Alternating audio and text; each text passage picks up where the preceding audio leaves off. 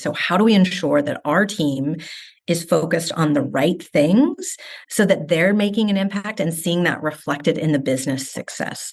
So as companies increasingly are focused on the bottom line, we just cannot afford to have employees working on things that are not moving the ball forward as it relates to our priorities. Don't conduct your analysis in isolation because data is so incredibly powerful. Not defending just the tribe, but defending the organization. Those creative people that you really want to keep empowered, keep excited, keep motivated, keep thinking. A good experience pays dividends down the line. Stereotypes tend to break down in proximity. Welcome to We're Only Human, a podcast about human resources, business, technology, and the workplace. My name is Ben Eubanks, your host, and I'm so glad you're here. Hey there, and welcome to We're Only Human. This is Ben Eubanks, and I'm really glad that you're here with us today for another episode.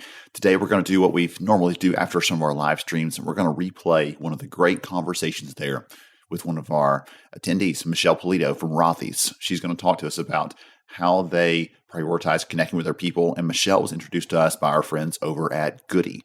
Goody supports a lot of the events that we do, and I want to give them a shout really quickly. If you go to ongoody.com, you can actually sign up, get a free $20 code, and use that to send a gift just to see how easy it is, how fun it is. Send yourself a gift, send a friend a gift, send your spouse a gift, send a new employee a gift, whoever you'd like to.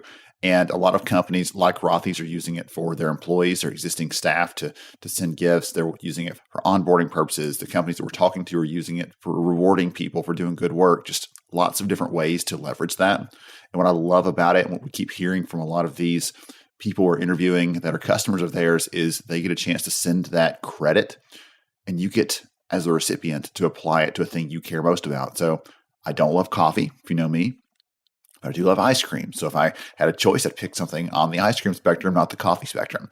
And within their gift options they have there, one of the things that you'll hear Michelle say today is that they actually curate the gift options so that they're aligned with their company philosophy and strategy on sustainability. So that's ongoody.com. I will make sure and put that into the show notes so you can click right over and check them out. Again, get your free $20 credit to any We're Only Human podcast listeners right there. So with all that out of the way, let's get in the conversation with Michelle. Hey everyone, welcome to the session here today. I'm so excited to have you here with us, and I'm thankful to our friends over at Goody for putting me in touch with Michelle Pulido from Rothy's. She's a Senior Vice President of People and Workplace there, which I think is an awesome title. And I'm so excited to talk to Michelle today about serving our people, aligning with the business, really making sure we're doing the right things and creating an employee experience that doesn't just deliver on the needs of what our people want, but what the business needs from the people as well. Kind of a combination there. So Michelle, welcome. Glad to have you. Thank you so much for having me. I appreciate it. Absolutely. So before we get into some of the fun stuff, start talking HR speak for a little bit, take a minute and tell the audience more about who you are and what you do, please. Absolutely. So as Ben said, I'm Michelle Pulido, and I lead the people and workplace teams at Rothy's. Rothy's is a sustainable company. We make sustainably crafted, stylish shoes and bags for men, women, and kids. We've got about 150 employees in our corporate office based in San Francisco, another 150 or so across the US working in our stores that are now popping up in all the major metropolitan areas.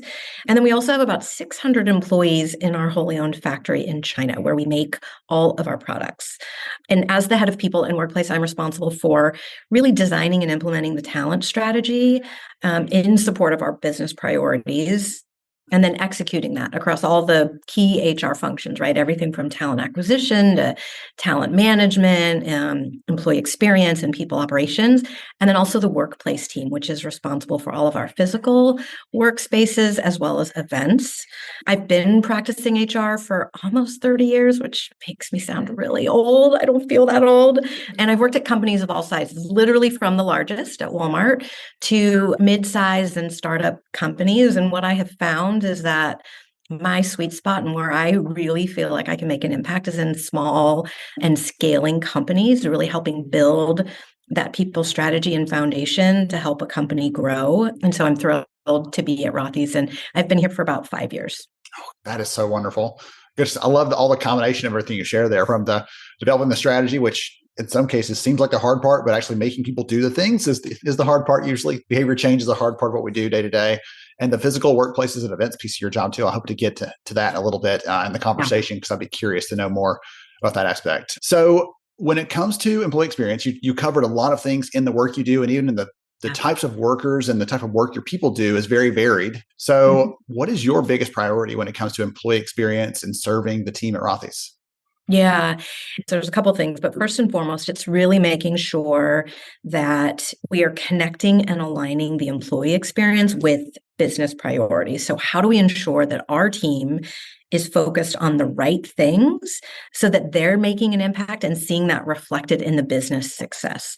So as companies increasingly are focused on the bottom line, we just cannot afford to have employees working on things that are not moving the ball forward as it relates to our priorities. So making sure that we're all on the same page as far as our goals and focus areas is really, really critical. And I think part of that is also making sure that employees understand and are aligned with the purpose of our organization, right? And seeing how the work that they do is in support of that purpose and that they understand that connection. It's not always obvious, especially in the world of people, right? Our teams are, busy working away, oftentimes very much behind the scenes. So helping them see how they are working in support of our customers and in support of us driving sustainability and doing things better for our customers, our people. That is something that you can't take for granted. And I think it's important to be really overt about drawing that connection for folks so they can see, again, the impact that they're having on the organization. And then the second piece I think that's really important is making sure that your employee experience really resonates with what chances are a very diverse team, right? It's no longer the case where you can just say it's a one size fits all approach. There are so many generations in the workforce today. They're, boomers to millennials to Gen Z. We've got them all at Rothy's. And the way work gets done is so different now, right? You've got people that are working in the office. You've got people that are remote. You've got people that are hybrid, right? As you talked about or called out. At Rothy's, I've got people that are working in a corporate office. I've got half of my population is working in a store, maybe part-time. So there really isn't a one-size-fits-all approach. You have to think about the, vast needs and differences in your population and be able to be creative and adaptable to come up with an experience that resonates for all of those folks. One of the things I want to ask you as a follow-up to that, you talked about creating that alignment, really building that connection between what the workforce is doing day to day and helping them see how that either aligns with the bigger goals of the business. You talk about the mission and impact, obviously, but the mission of the business and the goals there.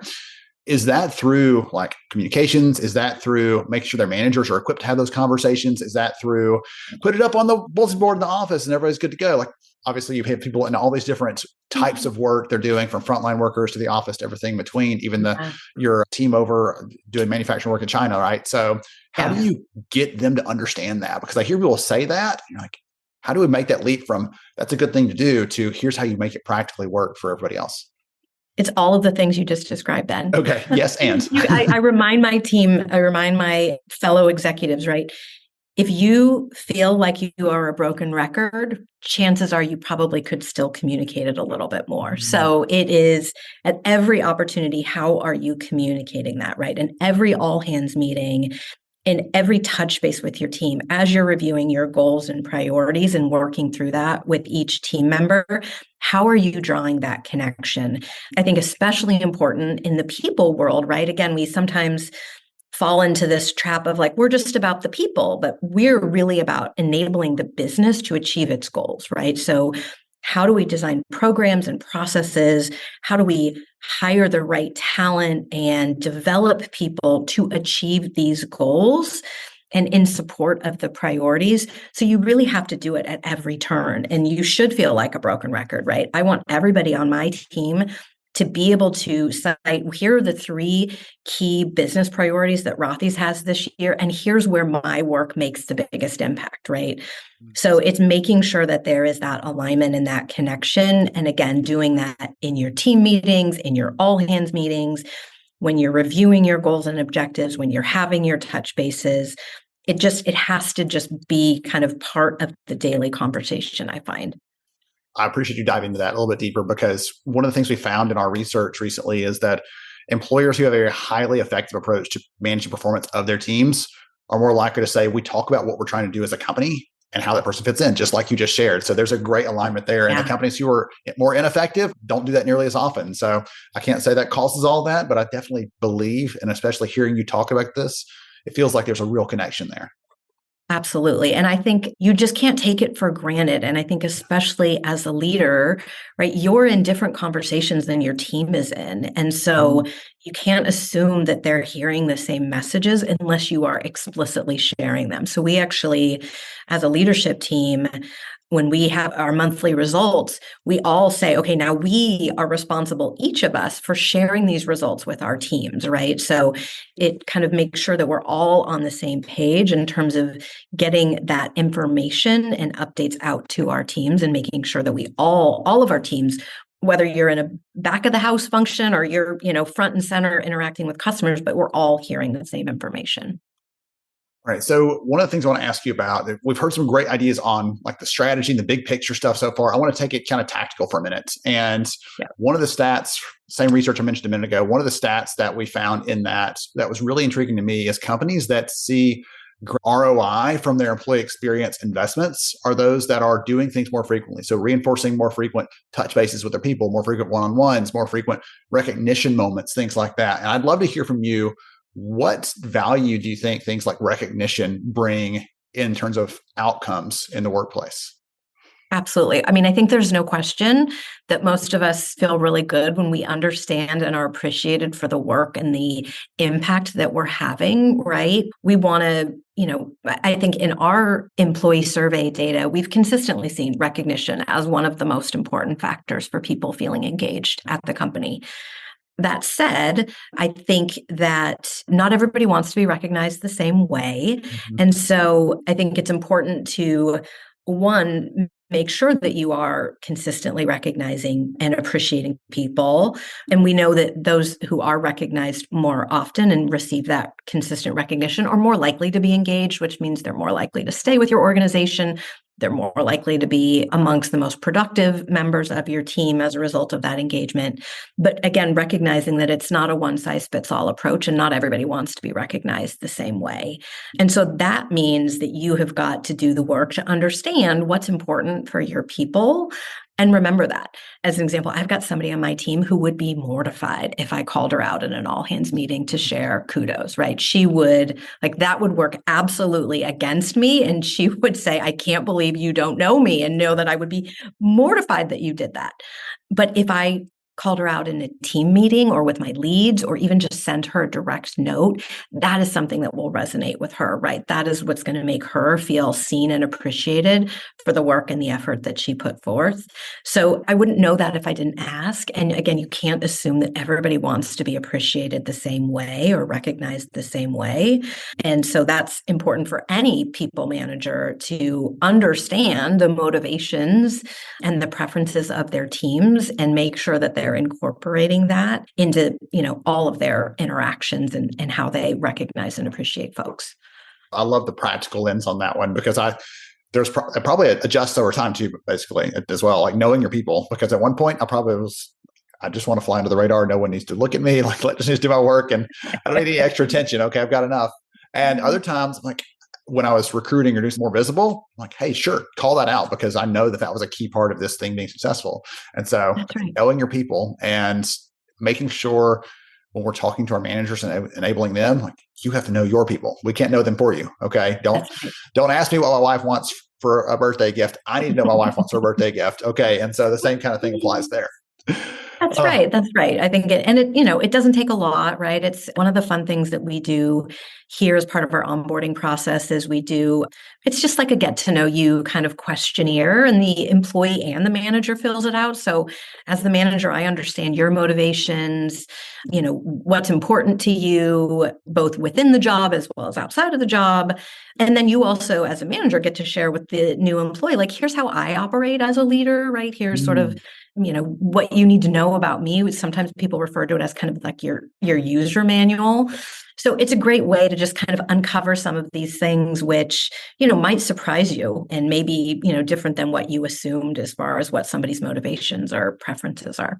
Do you mind if I ask you a follow-up on that user manual idea? Like, Yeah. I actually heard someone speak on this in the fall, and they had done this at their organization. And they said, we thought that it would have this outcome, and it ended up having all of these positive benefits, this range of benefits for people, because they got up to speed more quickly. They felt like they were more connected and plugged into people. There was less turnover in the early days because they were like, I'm part of this community now because they know me and I know them.